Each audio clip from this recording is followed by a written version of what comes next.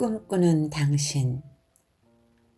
내가 채워주지 못한 것을 당신은 어디서 구해 빈터를 채우는가? 내가 덮어주지 못한 곳을 당신은 어떻게 탄탄히 메워 떨리는 오한을 이겨내는가? 헤매며 한정없이 찾고 있는 것이 얼마나 멀고 험난한 곳에 있기에 당신은 돌아눕고 하는가? 어느 날쯤 불안한 당신 속에 들어가 늪 깊이 숨은 것을 찾아주고 싶다.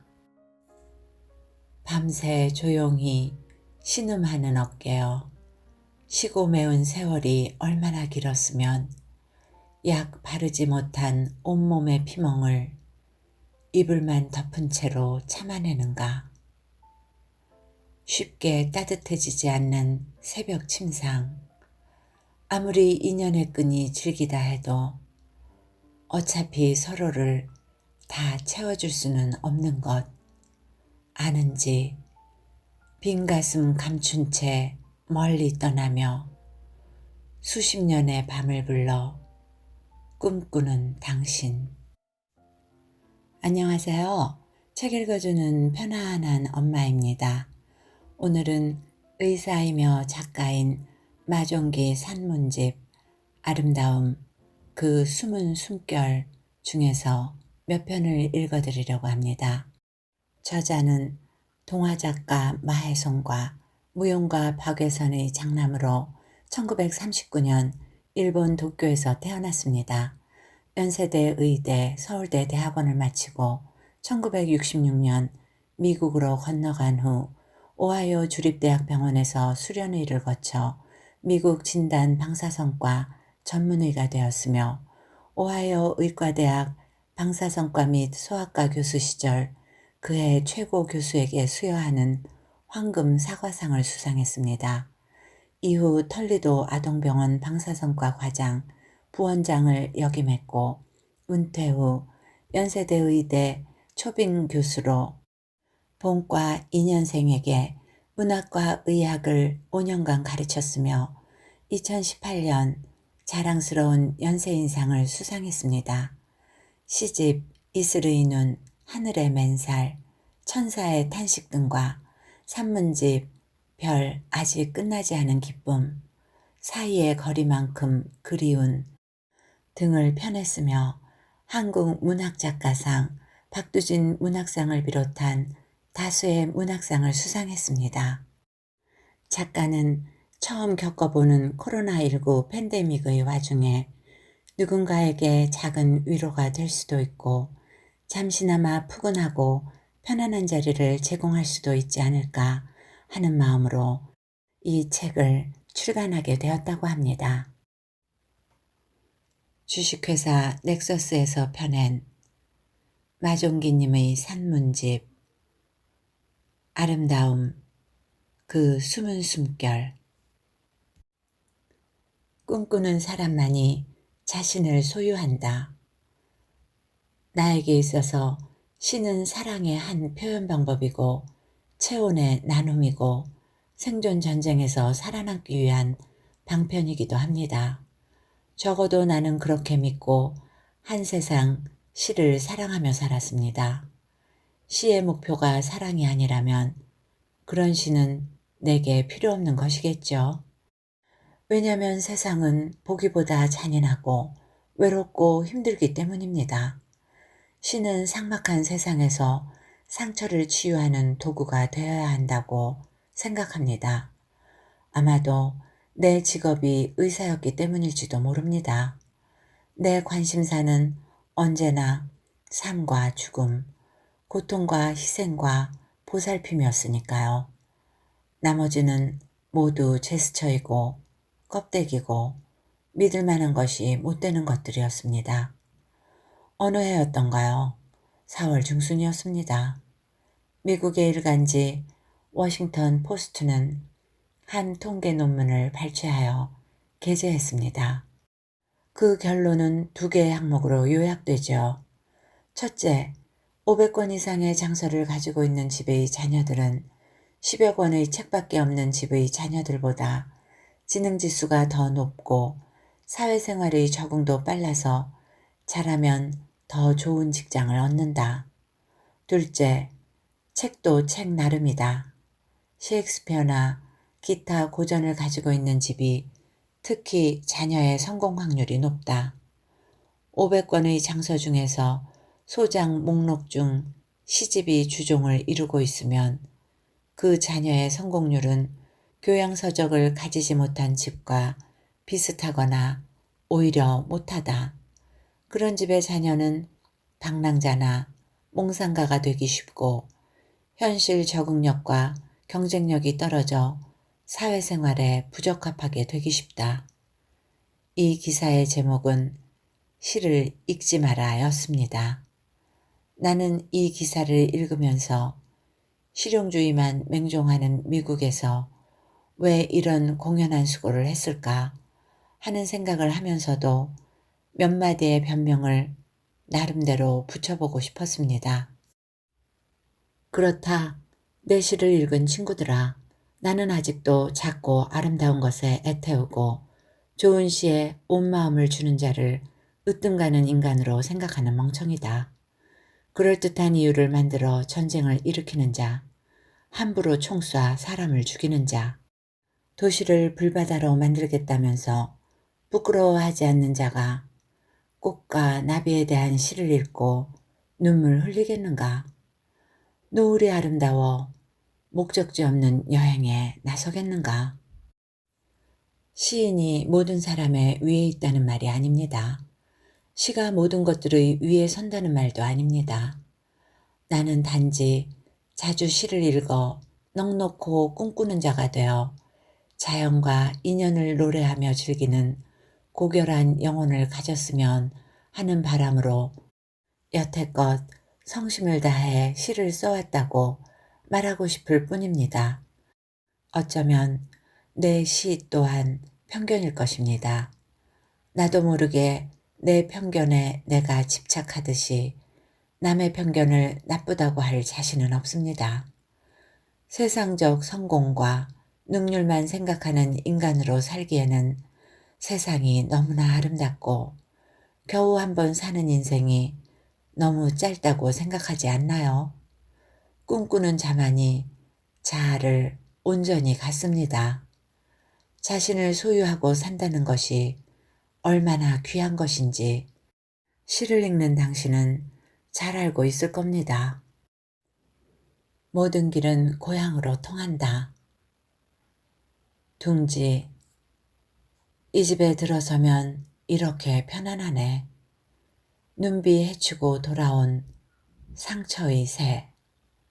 오늘은 둥지에 들어 편하게 날개 접네. 작가나 시인에게는 여행만큼 고향이 상당히 중요하지요. 그런데 얼마 전에 우연히 철학자 전광식 교수라는 분이 쓴 고향이란 책을 읽었는데 좀 어려웠지만 무척 흥미로웠습니다. 1945년 시인 릴케의 20주기에 철학자 하이데거가 강연을 했는데 그는 시인 휠덜린의 비가인 빵과 포도주에서 가난한 시대에 무엇을 위한 시인인가 라는 구절을 인용하면서 시인은 고향 상실의 시대에 인간이 고향을 느끼고 그 흔적을 이끌어내어 귀향의 길을 제시해야 한다고 시인을 다그치고 있습니다. 말하자면 시인이 갈 길 잃은 독자에게 귀향할 고향을 찾아내라는 것이지요. 그러면서 모든 인간은 고향에서 자기 동질성을 찾고 가지며 거기에서 인생의 의미를 발견하고 또 자기 존재를 완성한다고 말하고 있습니다. 과연 나 같은 시인도 그런 능력을 가지고 있고 그런 요구를 받을 자격이 있나요? 글쎄, 나는 아직은 자신이 없습니다. 나는 동경에서 태어났습니다. 거기서 6살까지 살다가 해방 1년 전에 아버지의 고향인 개성으로 귀국했고 거기서 초등학교 2학년까지 다니다가 서울로 이사를 왔죠. 서울에서 초등학교와 중고등학교를 졸업했어요. 물론 그 중간에 한국 전쟁 때문에 남들같이 피난을 가서 어머니의 고향인 마산에서 온갖 고생을 했고요. 환도를 해서도 그 작고 낡은 집에 살면서 의과대학을 졸업했고 이어 공군 군의관이 되어 3년간 공군 본부와 사관학교 등에서 군복무를 했죠. 그리고 제대를 하자마자 한 달 만에 부모님 곁을 떠나 미국으로 의사 수련이랍시고 고국 고향을 떠났죠. 그때 선배 의사의 추천으로 간 곳이 오하이오주의 중소도시였고 그 이후 오하이오에서만 37년 동안 미국 의사 노릇을 했습니다. 간단히 말해서 나도 내 고향이 어디라고 당당하게 말할 처지가 못 되지요. 태어난 곳은 일본이지만 처음에는 아버지의 고향인 개성이 고향인가 했다가 나중에 호적등본을 보니 명륜동의 그 집 서울이 고향이 되어 있었습니다. 나는 63세가 되자마자 은퇴를 했지요. 죽기 전에 얼마간이라도 한국의 시인으로 살아보고 싶어서였습니다. 마침 서울의 모교에서 학생들에게 문학과 의학을 가르쳐달라는 청도 있어서 첫 5년 정도는 한 해의 3분의 1을 서울서 살았죠. 그렇게 살다 보니까 은퇴해서 산 미국의 집이 차츰 엉망이 되어가고 아내가 또 많이 힘들어해 초빙 교수직을 사양하고 이제는 한 해에 2달 정도만 서울에 체류하곤 합니다. 그것도 언제까지 힘이 있어 그렇게 살 수 있을지 모르겠습니다. 나는 지금도 무엇인가를 계획하고서 귀국하지 않습니다. 시집을 출간하고 귀국할 때라면 관련된 할 일이 있기도 하지만 내 귀국은 거의 언제나 아무런 계획이 없이 이루어집니다. 하지만 억지로 생각을 해본다면 아마도 아는 시인을 만나 소주 한 병에 감자탕을 같이 먹는 것, 칼국수를 같이 먹는 것 정도겠죠. 언젠가 심심해서 생각해 보니까 내가 20대 후반에 고국을 떠난 후 태평양을 건넌 적이 100번도 훨씬 넘었습니다. 그런데 외국에 나오고 5년 만이었던 그 첫 번째 귀국, 갑자기 돌아가신 아버지의 산소에 성묘를 가겠다고 나선 그 한 번에 계획된 귀국 말고는 귀국에 계획이란 낱말이 붙은 적은 없었죠. 아무런 계획이 없었습니다. 그저 고국과 고국의 친구가 그리워서 태평양을 오락가락 했던 것이지요. 서울에는 가까운 일가 친척이 한 명도 없습니다. 동가식 서가숙이라고 하던가요? 한 해는 광화문 근처, 다음 해에는 강남이나 외국인 장기 투숙자가 사는 곳을 적당히 정해서 살다가 옵니다. 이렇게 고국을 떠나 산 지가 올해로 만 54년입니다. 오랜 세월이지요. 10여 년 전에는 파주 출판단지에 이기웅 선생의 고마운 배려로 아동문학가 단체에서 부친을 위해 마련한 기념 조형물 근처에 부모님의 수목장 자리를 얻어 그곳에 2분의 유분을 모셨죠. 남동생의 산소는 우리가 같이 살았던 오하이오에 있습니다. 그리고 누이 동생은 시카고에 살고 있고요. 나에게 고향이라는 특정 장소는 이렇게 희미하지만 고향이라고 할지 고국이라고 할지 하여간 부모님과 선조가 계시는 곳에 대한 회귀 본능 같은 것은 상당히 강하고 끈질깁니다. 그래서 내 시에서도 고향이나 귀향이라는 개념이 자주 나타나고 있습니다. 어느 면으로는 고향과 귀향 본능은 내 시의 근간이라고도 할 수 있겠네요. 아까 말했던 그 철학 교수의 고향이란 책은 이런 말로 끝이 납니다. 모든 생물은 잠복적으로라도 회귀 본능을 지니고 있다. 고향은 존재의 본 모습이며 귀향은 자연의 원리요 창조의 원리다. 귀향처럼 강력하고 근원적인 충동은 없을 것이다. 향수와 귀향의식은 시간과 공간, 권력과 이데올로기, 그 어떤 것으로도 막을 수 없는 무적의 힘이다. 삶과 죽음의 갈림도 이 귀향의 행로에는 장애물이 될 수 없다. 죽어서라도 가고 싶은 곳과 또 가는 곳이 고향이기 때문이다. 고향은 늘 거기에 있고 거기에서 우리를 부른다. 이 세상의 모든 사랑과 모든 길은 고향으로 간다. 그래서 귀향은 나그네가 된 인간의 귀착지다. 고향은 짐을 내려놓는 곳이다. 타향에서의 모든 상처와 수고, 티끌과 먼지를 털어버리는 곳이다. 고향은 나그네됨을 벗는 곳이다. 시간을 거슬러 만난 감성. 당신 있기에. 인간은 지상에 내려온 별빛이란 말. 인간은 나무가 부르는 노래라는 말. 모두 나를 들뜨고 황홀하게 하지만 단지 당신 있기에, 당신이 나와 함께 있기에. 잎이 무성한 가을나무를 보면 그 참한 색깔이 아름답기 그지없습니다.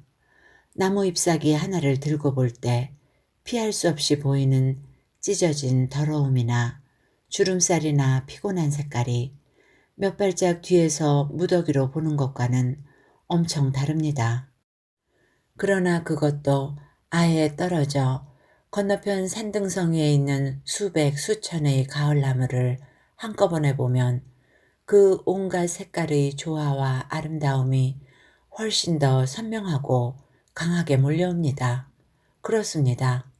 아주 멀리 인공위성에서 지구를 통째로 보면 그 많은 굶주림도 살인도 시기심도 지워진 채 영롱하게 아름다운 옥색 구슬로 보인다 하였죠. 그래서 외국에 떨어져 나와 사는 내가 보는 먼 고국은 아름답기만 한 것인가요? 하지만 이제는 아름답게 보이는 것만이 사랑의 전체가 아닌 것 같습니다. 같이 살결을 맞대고 냄새를 맡고 눈과 눈이 만나고 말을 나누고 또 기쁘고 슬픈 속사정을 서로 털어보이는 그런 끈끈함이, 그것이 좀 칙칙하고 거추장스러울지라도 내게는 더욱 아쉽고 값지게 느껴지는 까닭입니다. 아카시아 꽃. 햇빛에 눈이 부시다.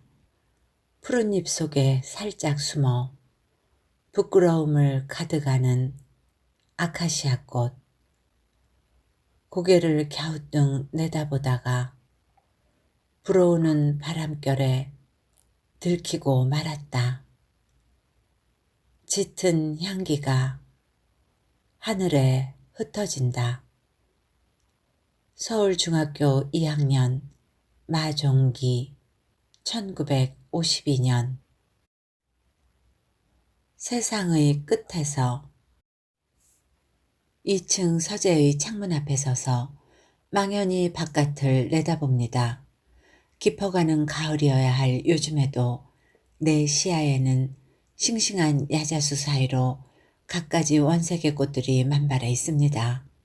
먼 쪽으로는 작은 호수를 둘러싸고 있는 물풀과 연보라꽃이 무더기로 보입니다.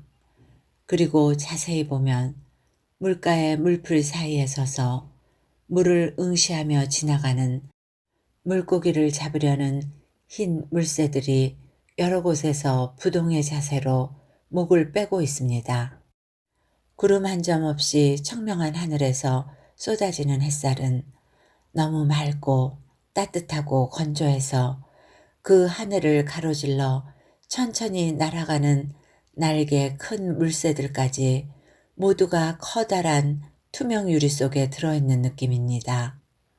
10년 전까지만 해도 북쪽에서 봄, 여름, 가을, 겨울의 사계절을 두루 즐기기도 하고 불평도 하며 살았던 때문인지 은퇴를 하고 더운 곳을 찾아 이사 온 이곳을 서울 친구들은 세상의 끝이라고 놀립니다. 매일 기온의 차이도 없이 덥기만 한 미국의 동남쪽 끝 플로리다 반도로 이사 온 후에는 여름에 속하는 몇 달간은 엄청난 더위와 습도 때문에 바깥 출입을 하지 못하거나 북쪽을 여행하며 지내고 있습니다. 아무도 찾아오지 않는 이 남쪽으로 이사를 온 것은 아내가 추위를 싫어한 이유 때문이었지만 이렇게 살다가 어느 날 예고 없이 세상을 하직할 수도 있게 된 나이가 되니 가끔 지나온 날들이 주마등같이 스쳐 지나가면서 내가 남들과는 너무나 다르게 이상한 삶을 살아왔다는 느낌이 들기도 합니다. 나는 일제강점기에 일본에 유학 와서 공부하셨던 부모님이 그곳에 정착하시고 결혼하셨기 때문에 두 분의 큰아들로 일본에서 태어났습니다.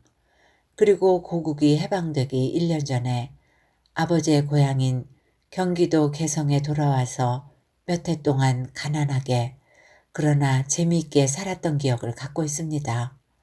초등학교 3학년 즈음에 우리는 서울로 이사를 왔고 종로구 명륜동의 13평짜리 아주 작은 집에서 부모님과 두 동생과 함께 살았습니다. 그러다가 몇 해 후 초등학교 6학년 때 1950년 한국 전쟁이란 어마어마한 비극을 맞았습니다. 그리고 피난지에서 겪은 몇 해 동안의 가난과 배고픔의 고달픈 생활. 아버지는 종군 작가라는 이름으로 몇 해째 딴 도시에서 힘들게 사시고 우리 세 형제는 어머니와 함께 방 한 칸의 남도 피난지에서 대부분 하루 두 끼의 죽과 멸치만으로 연명해야 했습니다. 피난생활 마지막 해에는 드디어 5 식구가 함께 대구에서 방 한 칸에 모여 살기는 했지만 허기진 배를 잡고 긴 여름해를 미워하며 겨울의 모진 추위를 견뎌내야 했습니다. 그러다 먼지투성이의 텐트 교실인 피난학교에 다니고 신문팔이도 하며 근근히 생활을 하다가 서울로 돌아왔습니다. 환도 후의 북새통에서 겨우 정신을 차리고 보니 전쟁의 상처가 몇 번씩 지나간 서울은 거칠고 더럽고 황폐한 풍경뿐이었습니다. 몇 해 전의 평화로운 서울이 아니었죠. 나는 그 당시 국내의 유일한 중고등학교 학생 잡지였던 학원에 자주 글을 발표해서 학교 안팎에서는 글 잘 쓰는 학생으로 알려지게 되었죠. 그러면서 나는 고등학교 학생이 되었고 선생님들의 추천으로 문예반과 신문반에 들어가 신나게 과외활동을 하며 교회 신문과 잡지 편집에 정성을 쏟기도 했습니다. 덕분에 대학을 지망할 때쯤 자연스레 나는 주위의 모두가 기대했던 것처럼 신문기자가 되어 문학을 하는 사람이 되어야겠다는 생각을 갖게 되었습니다. 문학만 해서는 아버지같이 당장의 가난을 면할 수 없는 신세가 될 테니 먼저 신문기자나 교수 같은 직업을 갖자고 마음먹었습니다. 대학 입시가 눈앞으로 다가온 그 해 내 생일날이었습니다. 나는 이웃에 사시는 존경하는 교수님을 찾아가 장래에 대한 계획을 말씀드리고 조심스레 조언을 구했습니다. 그런데 평소에도 나를 잘 알고 계시던 교수님은 놀랍게도 뜻밖의 이야기를 해주셨습니다. 무슨 문과니 정치학과를 전공해 신문기자가 되는 것은 가난한 이 나라에는 아무런 도움도 되지 않는다. 과학자가 되어라. 과학을 배워서 가난한 이 나라를 잘 사는 나라로 이끌어가는데 한 몫을 하도록 해라. 하시며 가난한 나라의 젊은이는 대체로 과학 공부를 싫어한다. 너는 그런 사람 중에 하나가 되지 말고 힘이 들어도 나라에 도움이 되는 인간이 되라. 고 강경하게 말씀하셨습니다. 이 말씀은 그간의 내 계획을 완전히 뒤엎은 격이었지만 그만큼 나를 압도하기에 충분했습니다. 감사 인사를 드리고 집에 돌아온 후에 나는 아버지께 교수님의 말씀을 전해드렸고 아버지는 조용히 다 들으신 뒤에 내가 만나 뵙지 못하고 일찍 돌아가신 고모님이 훌륭한 의사이셨다는 말씀을 하시며 내가 의과를 선택하는 것은 어떨까 의중을 물었습니다. 그래서 나는 그날 얼결에 의과에 가기로 결정하고 며칠 후 대학의 의예과에 원서를 제출하였지요. 나는 주사 바늘만 보아도 무서워서 도망부터 치던 아이였습니다.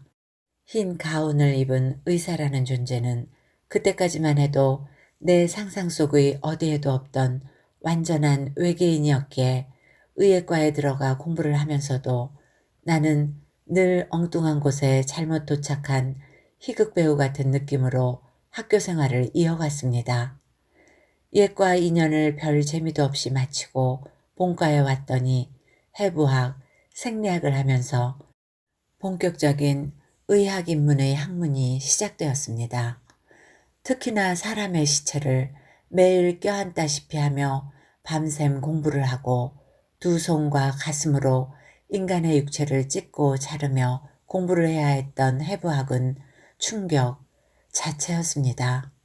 그런 와중에 친하게 지내던 한 친구와 어느 날 우연히 천주교에 대한 대화를 나누게 되었고 그 친구의 인도로 교리 공부를 시작하게 되었습니다. 그 후 1년 뒤 순탄하게 나는 천주교에 입교하게 되었지요. 돌이켜보니 그때의 천주교 입교는 내 생에 커다란 전환점이 되었습니다. 우선 그때까지 인생에 대한 확고한 비전이 없었던 내게 자신감을 불어넣어 주었고 미래에 대한 막연한 공포심도 많이 씻어 주었으니까요. 나는 천천히 내 일상의 생활과 진절이 나던 공부에서도 목표가 보이기 시작하는 것 같았고 살아가는 하루하루에도 안도감이 생기기 시작했습니다. 그 이후 내 딴에는 시간을 내어 성경을 자주 읽으려 노력했고 자주 읽기를 즐기기도 하였습니다. 신약 성경에 나오는 말이지만 항상 기뻐하고 늘 감사하라는 말이 무엇보다 먼저 내게 다가왔습니다. 그래서 나는 언제부터인가 감사하는 마음이 생겼습니다. 딴짓하느라 공부를 잘 못했는데 낙제 점수를 받지 않아도 되니 감사합니다. 누가 들으면 완전히 코미디식 내 감사기도는 그러나 내 평생을 관통하여 오늘날까지 이어지고 있습니다. 그런데 그 감사라는 것이 사람을 좀 겸손하게도 만드는 것 같습니다. 내가 좀 더 배운 사람인데 참았어야지요. 하느님을 따른다면 좀 점잖지 못한 짓을 했죠. 용서해 주세요. 이 정도 손해본 것만도 감사합니다. 그러다 보니 겸손해지려는 마음이 주위 사람들에게는 좋은 성격의 소유자같이 보이기도 하여 나를 점잖고 경우가 밝은 사람이라고 느끼게 해주어서 내가 오히려 송구스러울 때가 많았습니다. 사실 감사하는 마음은 우리를 매사에 적극적이고 건설적인 선행의 원인으로 이끌어 주어서 나도 모르게 자신감을 가지고 살게 해주는 힘이 되어줍니다. 나는 꽤 친구를 좋아하는 편입니다. 우리 집은 작고 초라했지만 부모님은 우리 형제가 친구와 사귀는 것을 언제나 환영하셨고 좋은 친구를 많이 사귀는 것을 권장해 주셔서 우리 집에는 언제나 친구들의 말소리가 그치지 않았습니다. 집안일을 도와주는 아이는 늘 우리 형제의 친구들을 위해 밥상을 차려주었습니다. 많은 친구를 만나다 보면 그 사람 특유의 장점이 보이기 때문에 나는 친구가 좋았죠. 내가 가지지 못한 용기, 현명함, 결단력, 흥미로운 특기나 취미, 미처 알지 못했던 친구의 명석한 두뇌. 그러나 나는 그렇게 친구를 스스럼 없이 많이 사귀다가 큰 낭패를 보기도 했습니다. 이 일은 내가 작년에 나이가 되어 자식을 둔 나이였을 때 일어났지요. 가까운 친구라고 생각했던 그 사람 때문에 온갖 망신을 당하고 큰 손해를 본 것입니다.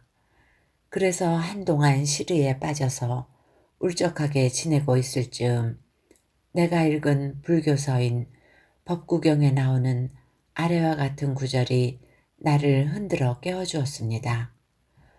나보다 나을 것이 없고 내게 알맞은 친구가 없거든 차라리 혼자서 길을 가라. 무소의 뿔처럼 혼자서 가라. 어리석은 생각을 하며 사는 사람, 헛된 욕심에 사로잡힌 사람의 친구가 되지 말라. 오히려 네가 힘든 생을 살게 된다. 그 이후로 나는 친구를 조심해가며 가려서 사귀기 시작했습니다. 그리고 가려서 친구를 사귀는 것이 결국 옳은 방법이겠구나 하며 지내고 있습니다. 허우적거리며 많은 시험 때문에 밤샘을 밥 먹듯 하듯 지나다 보니 그 길고 답답했던 세월이 슬그머니 지나고 어느덧 의과대학을 졸업하게 되었습니다. 나는 모교에서 인턴과 레지던트의 수련의 과정을 하는 대신 군의관이 되어 3년 몇 개월간의 복무를 마치고 외국에 나가 수련의 생활을 하기로 결심했습니다. 부모님에게 미안한 마음을 조금이나마 덜고 싶어서였습니다. 아버지는 동화를 쓰시면서 그 당시의 형편없던 원고료로 우리 삼형제의 학비를 감당하시느라 손가락이 구부러지실 정도이셨고, 어머니는 대학 교수였지만 그 월급으로는 우리 식구가 풍족하게 살 수 없었습니다.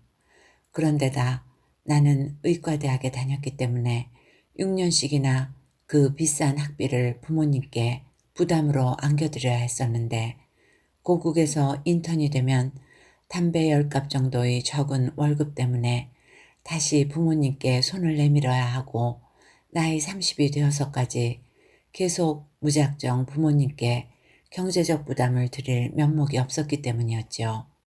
그래서 군의관을 마친 후 나는 미국의 병원에서 외상으로 보내준 편도 비행기표를 받아 생전 처음 비행기를 타고 먹고 살 정도로 월급을 준다는 낯설고 물선 미국 땅에 도착해 인턴 생활을 시작했습니다. 마음 놓고 숨쉬기조차 힘든 5, 6년 동안의 수련의 시간, 그 시절은 처음부터 정신적 여유도 없고 긴장과 불안의 연속이었죠.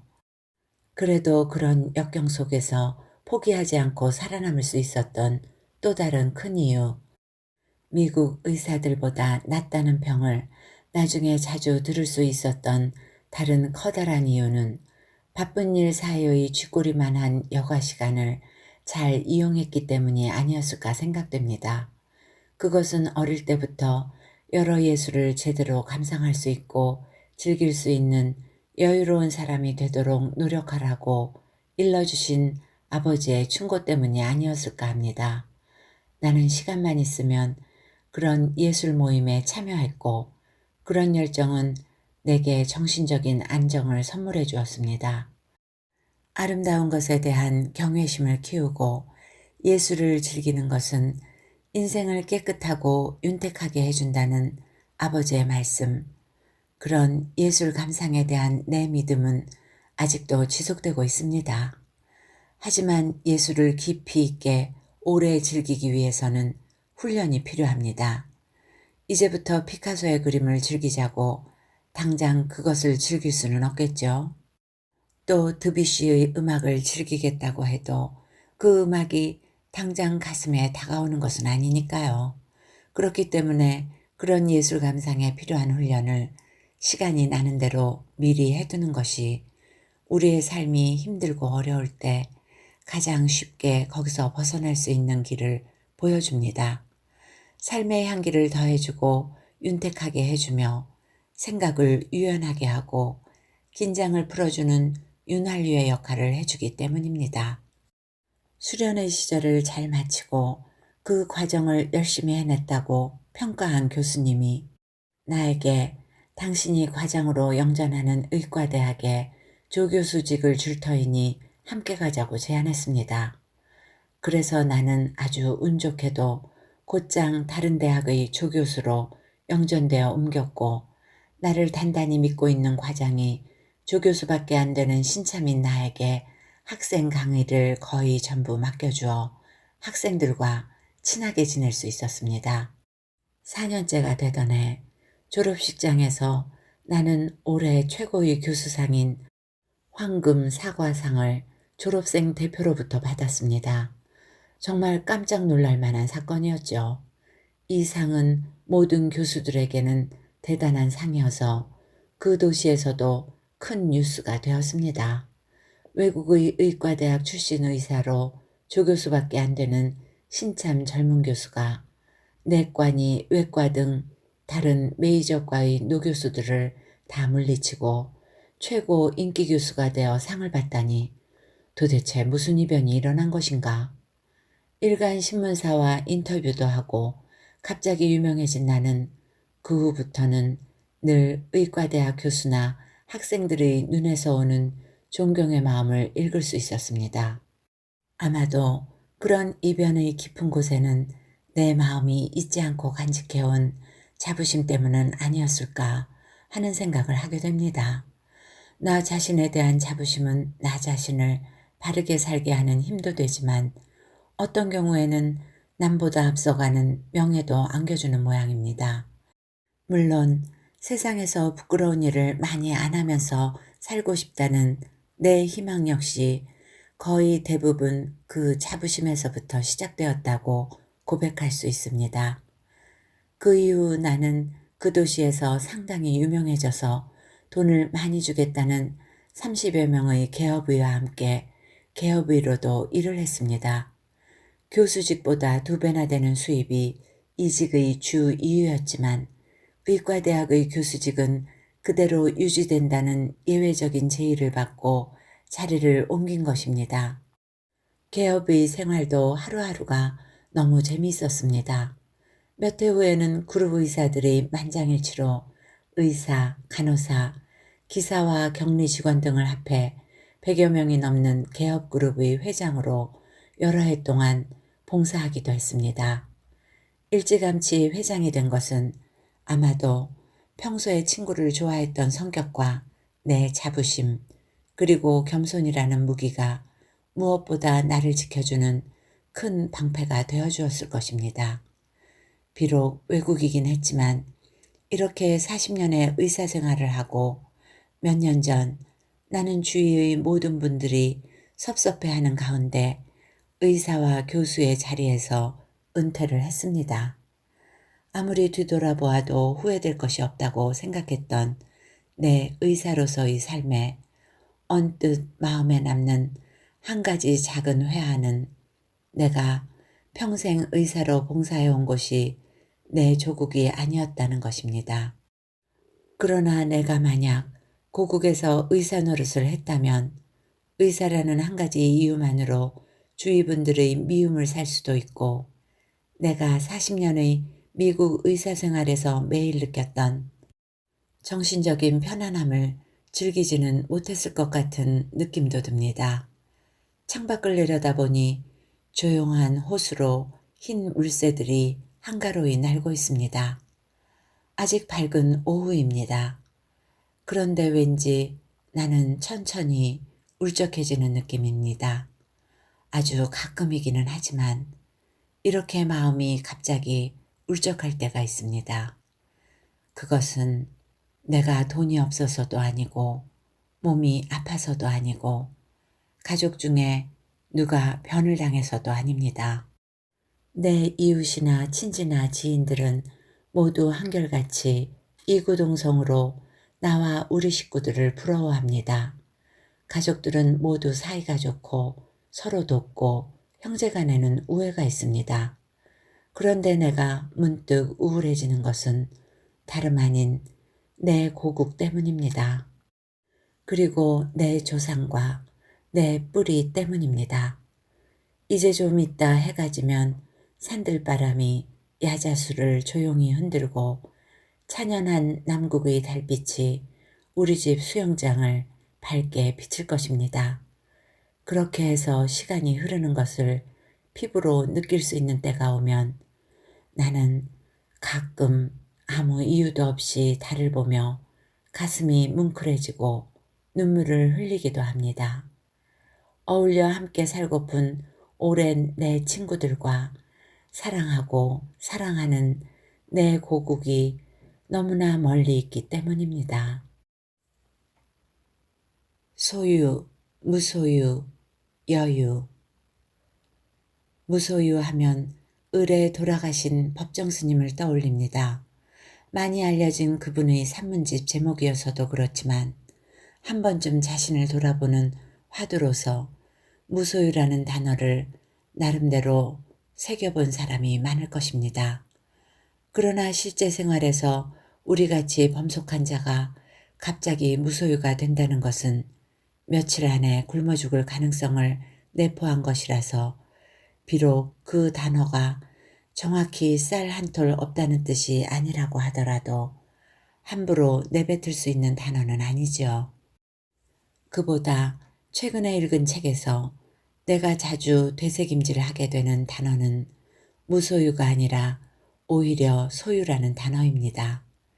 20세기의 뛰어난 사상가이자 정신분석학자인 에리히 프롬의 유명한 저서 소유냐 삶이냐 To have or to be에서는 현대 사회에서 물질 만능주의나 소비 지상주의 때문에 오히려 존재감을 잃어가는 현대인의 문제를 비판하고 있습니다.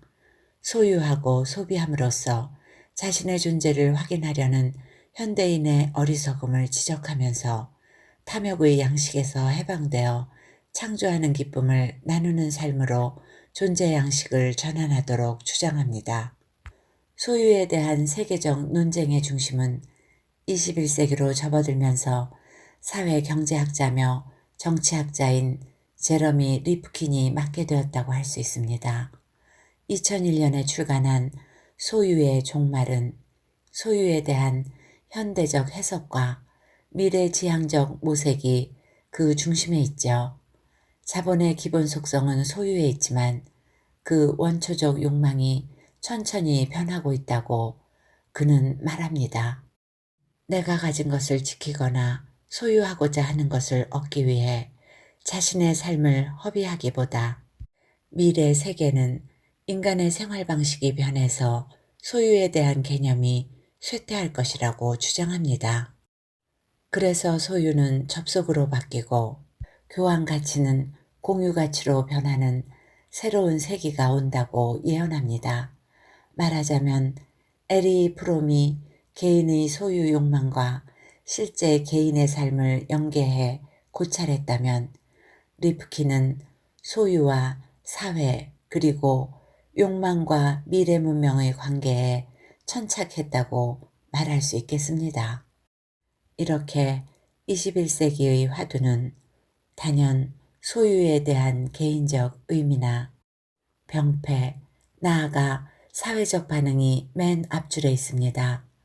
그러나 이런 세계적 석학의 학문적 연구보다 우리가 느끼는 간단하고도 확실한 진리는 많이 소유할수록 오히려 여유는 그 반비례로 적어진다는 것입니다. 개인의 소유와 개인의 여유는 시소 같은 관계이면서 여유는 특히 오늘날 한국에서 소유보다 더 관심을 가져야 할 화두가 아닐는지요. 지난 10여 년간 고국에서 자주 느끼는 것 중 하나는 바로 일반인의 여유 없는 생활 패턴입니다. 물론 내 관심은 내가 아는 주위 사람들의 생활이기는 하지만 모두들 나름의 이유를 가지고 여유 없는 생활을 하고 있다고 느꼈습니다. 세상을 돌아다니다 보면 꼭 경제적 조건이 개인의 여유와 직접 연관되어 있지 않다는 것을 쉽게 알 수 있습니다. 나 혼자만의 의견이 아니지만 한국 사회가 미국이나 유럽보다 더 물질주의에 경도된 것 같은 인상을 줍니다. 왜 그럴까요? 이상과 꿈과 미래의 이야기보다 소비와 소유, 욕망으로 더 각박하고 더 경쟁적이라는 느낌이 듭니다. 옆집 사람이 저런 옷을 입고 있으니 나도 입어야 하고, 아는 이가 이런 곳을 여행하고 자랑하니 우리도 안 갈 수 없다는 값싼 경쟁심도 여유로움을 잃게 하는 정신적 요인이 됩니다. 그런 사람은 모든 일에서 자기 위주이고 자기 우선이기 일쑤입니다. 여유가 없으니 공중도덕에도 둔감해 이웃이나 사회의 공동선에 대한 개념이 희미해집니다. 우리 같은 평범한 인간이 소유욕을 완전히 버릴 수는 없겠지만 이런 인간의 필요학을 가끔은 여유로 돌리려 노력해 보아야 하겠죠. 독수리의 꿈. 미국 남쪽 플로리다주로 이사온 후 자주 보게 되는 것 중의 하나가 독수리이고 높은 나무 꼭대기에 만들어진 우람한 독수리 집입니다. 알고 보니 미국에서 독수리가 가장 많이 살고 있는 곳이 바로 플로리다주와 알래스카주라고 합니다. 독수리는 토끼나 다람쥐 같은 작은 짐승이나 뱀 따위를 낚아채 먹기도 하지만 제일 좋아하는 것은 물고기랍니다. 갈매기나 물새같이 수면 가까이에 올라오는 물고기를 획 낚아서 먹기를 좋아합니다. 단지 독수리는 수면 근처를 헤매지 않고 하늘 높이 날면서 뛰어난 시력으로 강이나 호수를 넓고 정확하게 주시하다가 수면 가까이에 오르는 물고기를 보면 최고 160km의 엄청난 속도로 물에 곤두박질 칩니다. 그래서 연어 같은 큰 물고기도 쉽게 잡죠. 독수리가 양쪽 날개를 다 펼치면 250cm 정도. 이 크고 막강한 날개의 힘으로 평균 시속 100km 정도의 비행속도를 자랑하며 창공을 가로지릅니다. 배가 고프면 근처를 나는 다른 새들까지 잡아먹기도 하죠. 독수리의 평균 수명은 30년 정도지만 잘 보살펴주면 40년도 충분히 삽니다. 날개의 힘도 거창하지만 날카로운 부리와 쇠갈퀴 같은 발톱도 무시무시하죠. 그러나 독수리의 가장 큰 무기는 무엇보다 단연 뛰어난 시력을 지닌 눈입니다. 백색 눈동자의 두 눈은 인간에 비해 5배 정도 더 좋다고 합니다. 그래서 독수리는 날씨가 좋으면 무려 20리 밖의 물체도 감지하고 하늘 높이 날면서도 물속의 작은 고기까지 세세히 볼 수가 있는 거죠. 독수리는 이렇게 시력이 매우 중요해서 뇌의 대부분은 시신경과 관련되어 있고 눈꺼풀은 2개씩 갖고 있어 싸움을 하거나 물속에 뛰어들거나 새끼들을 먹일 때는 투명한 속 눈꺼풀로 눈을 덮어 안구를 보호합니다. 그러나 새들의 왕이라는 독수리에게도 약점이 있습니다. 바로 기억력입니다. 기억력은 한참 뒤떨어지는지 처음 알을 까고 나온 2~3마리의 새끼를 위해서 처음에는 잘 먹이고 보호해 주다가 3~4개월쯤 지나 새끼들이 둥지 근처를 날 정도가 되면 부모 독수리는 자기들끼리 더 좋은 곳으로 날아가 버립니다. 그래서 갑자기 어미를 잃은 새끼들은 대부분 먹이를 찾지 못하고 굶어 죽어서 10마리 중 1마리 정도만 운 좋게 어른 독수리로 성장하게 되죠. 동물의 왕이라는 사자도 사정은 엇비슷합니다. 일부 다처제의 사자는 떼지어 다니며 사는데 대부분의 사냥은 암사자들의 몫입니다. 암사자들이 사슴이나 얼룩말을 사냥해 놓으면 제일 처음 숫사자가 맛있는 부분을 먹고 남은 것이 비로소 암사자들의 차지가 됩니다. 그리고 마지막 차례가 새끼 사자들 몫이지요. 그러나 사냥이 신통치 않고 먹거리가 많지 않으면 새끼 사자들에게는 차례가 오지 않고 혹 어미사자 옆에서 고기 한 쪽이라도 뜯어먹으려다가는 배고픈 어미사자에게 목덜미를 물려버리는 바람에 굶어 죽고 물려 죽는 새끼들이 많습니다. 새끼 사자 10마리 중에 겨우 한두 마리 정도만이 운 좋게 2년 정도 무리에 빌붙어 살면서 어른 사자로 자라난답니다. 어느 날 독수리 둥지에서 알 한 개가 깨지지 않고 땅에 떨어졌습니다. 그것을 본 김서방은 독수리 알을 집어 길가의 어느 집 닭장에 넣어두었죠. 얼마 후 알을 깨고 아기 독수리가 태어났습니다. 그리고 뒤뚱뒤뚱 걸으면서 닭장의 다른 병아리들과 함께 모이를 쪼아 먹으면서 자랐습니다. 이렇게 한평생 이 독수리는 주위 식구인 닭들이 하는 대로 땅바닥을 파서 벌레를 잡아먹고 꼬꼬댁 소리도 내면서 스스로 닭이라고 생각하며 자랐죠. 세월이 지나 독수리는 늙어버렸습니다. 그러던 어느 날 무심코 하늘을 올려다보니 큼직한 새 한 마리가 우아하고 위풍당당하게 높이 날고 있었습니다. 닭이 된 늙은이 독수리는 경외심에 차서 옆에 있던 닭에게 물었습니다. 저 위에 계신 분이 누구지? 옆의 닭이 대답했어요. 저분은 날짐승의 왕이신 독수리님이야. 너와 나하고는 신분이 다른 분이지. 닭이 된 독수리는 저분이 우리의 왕이구나 감탄하며 끝까지 자기는 닭이라고 여기다가 늙어 죽고 말았습니다. 이것은 드 멜로라는 훌륭한 예수의 사제의 책에 나오는 우화입니다.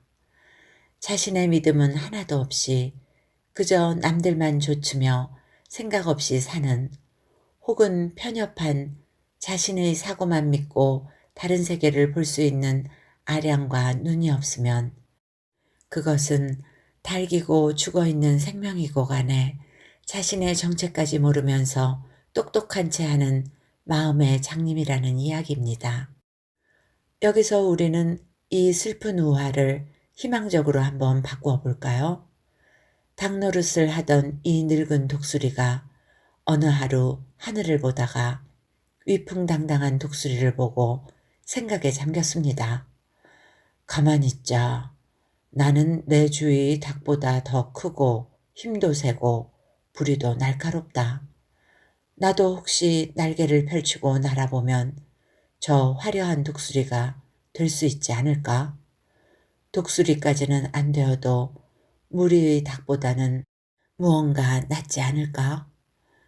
물론 닭장 주위에는 거울이 없고 설사 이 독수리가 거울을 보았다고 해도 거울 속의 자신이 누구인지 모를 테니까 그냥 그런 생각만 해보았다고 가정해 봅시다.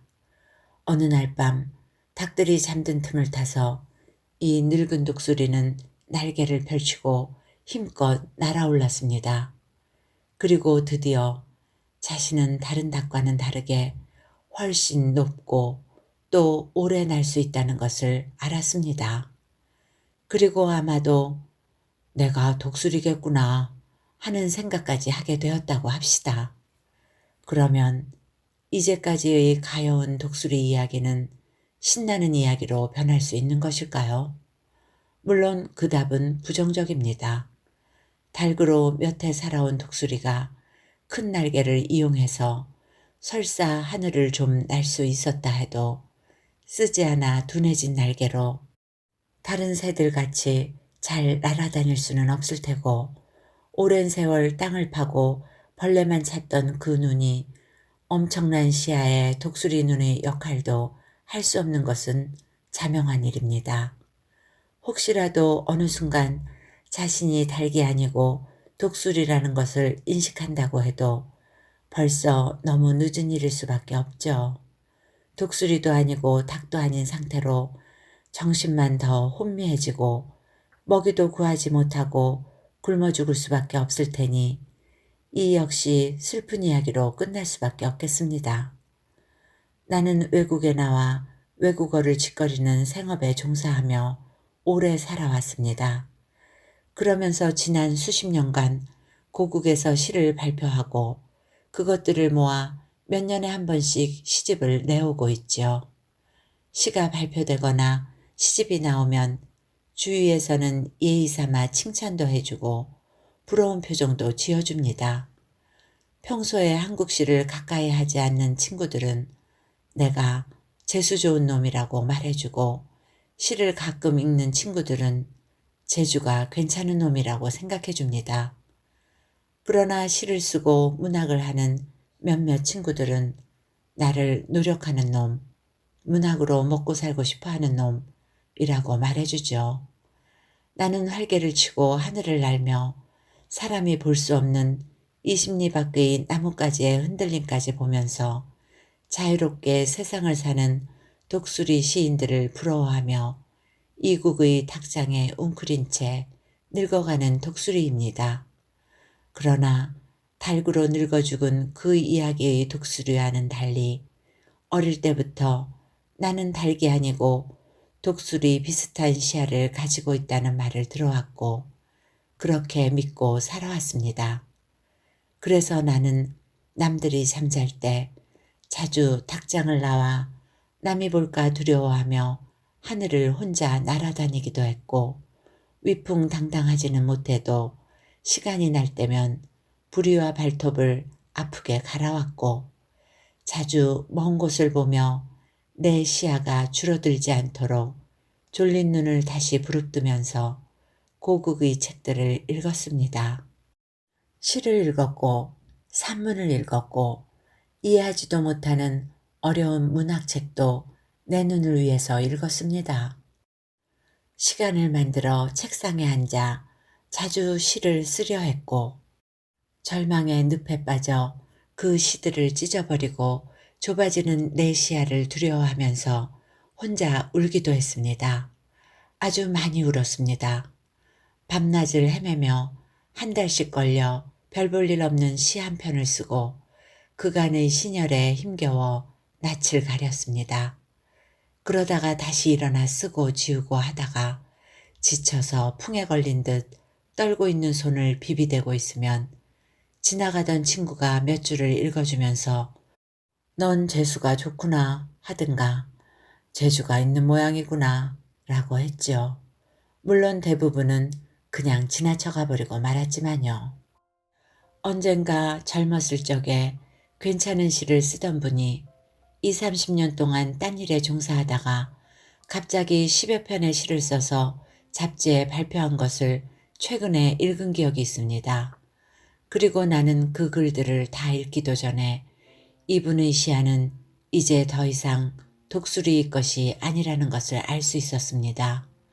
그렇게 날렵한 시를 자주 당당히 내보이던 그 젊은 날의 독수리가 아닌 것을 알면서 혼자 무척 놀랐습니다. 알래스카의 추위에 깃털이 얼어가는 아픔으로 연어를 찾아 눈을 다시 부라리던 그 눈이 아니었고 악어의 위협을 감수하며 순식간에 호수면을 차고 들어가 물고기를 낚아채는 그 눈이 아닌 것을 금세 알 수 있었습니다. 엄청난 시력을 가진 독수리도 땅만 보고 모이만 쪼다가 보면 달개 눈이 될 수밖에 없답니다. 재능과 눈의 힘은 타고나는 것이지만 그것을 사용하고 갈고 닦지 않으면 달개 눈이 되어버리고 맙니다. 오늘도 장천의 늠름한 독수리를 올려다보면서 20리 밖을 한눈에 볼 수 있다는 그의 눈을 부러워하며 두 손을 모아봅니다. 읽어드릴 부분은 여기까지입니다. 눈물이 하얀 눈꽃으로 내려와 무거운 삶의 발자국을 지워주는 이야기. 여러분 모두에게 편안한 시간이 되었기를 바라며 오늘도 건강하고 행복하세요.